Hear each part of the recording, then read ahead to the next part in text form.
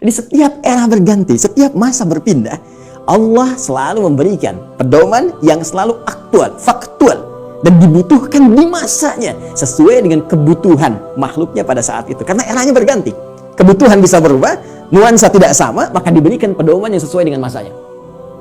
Yang paling dahsyat, Nabi Muhammad SAW, Rasul terakhir. Perhatikan kalimatnya, Nabi Musa li Bani Israel, ya, Nabi Isa di Bani Israel, Nabi Ibrahim kalangan tertentu saja, ya, komunitas tertentu. Kemudian Nabi Lot juga demikian. Sebelumnya Nabi Nuh, ya, membawa risalah. Rasul pertama Nabi Nuh alaihissalam, komunitas yang terbatas. Nabi Muhammad sallallahu alaihi wasallam, karena beliau ditugaskan sebagai Rasul pamungkas, penutup. Kalau penutup berarti risalahnya harus sampai berakhir kehidupan dunia. Namanya penutup. Karena tidak ada Rasul setelah beliau, tidak ada Nabi lagi. Karena itu risalahnya harus bertahan abadi sampai kehidupan berakhir. Maka diturunkanlah oleh Allah yang paling spesial.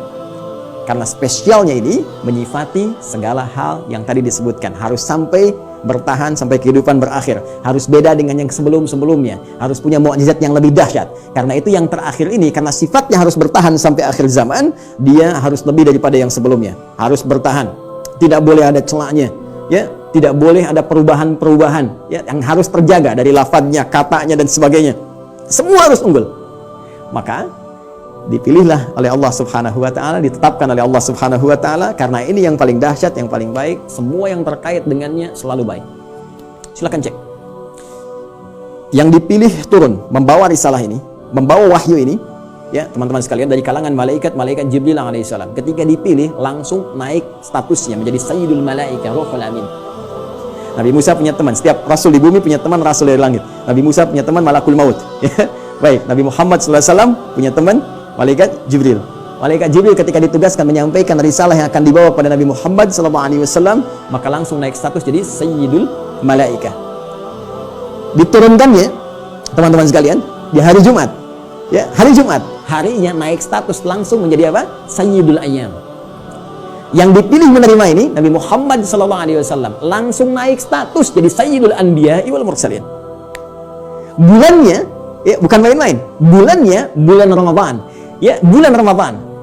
Perhatikan baik-baik. Jumat naik status, Jibril naik status, Muhammad SAW naik status. Bulannya Ramadan langsung naik status jadi Sayyidus Syuhur. Bulan yang sangat dimuliakan. Saking mulianya, hanya turun satu malam yang penuh dengan keberkahan hanya di bulan itu saja. Untuk apa? Untuk mengagungkan risalah terakhir yang dibawa.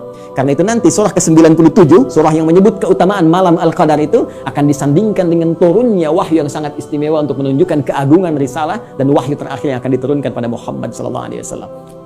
Tiada lain, tiada bukan, itulah Al-Quran. Inna anzalnahu fi Lailatul Qadar. Ya, sungguh dengan segala keagunganku aku akan berikan informasi yang sangat dahsyat. Inna, aku tegaskan, aku kuatkan, ya, anzalnahu fi Lailatul Qadar. Kami turunkan Al-Quran itu di malam Al-Qadar. Baik, teman-teman sekalian, fokus di sini. Apa kaitan Al-Quran dengan hudan itu? Kita kuatkan kembali dengan Quran surah kedua ayat 185. Paling kiri di pertengahan di mushaf standar. Ya. Quran surah kedua ayat 185. Karena yang paling dahsyat, ya, karena ini yang paling istimewa, dan untuk seluruh manusia tanpa batasan, maka redaksinya mesti beda. Perhatikan kalimatnya. Syahrul Ramadan alladzi unzila fihil Quran.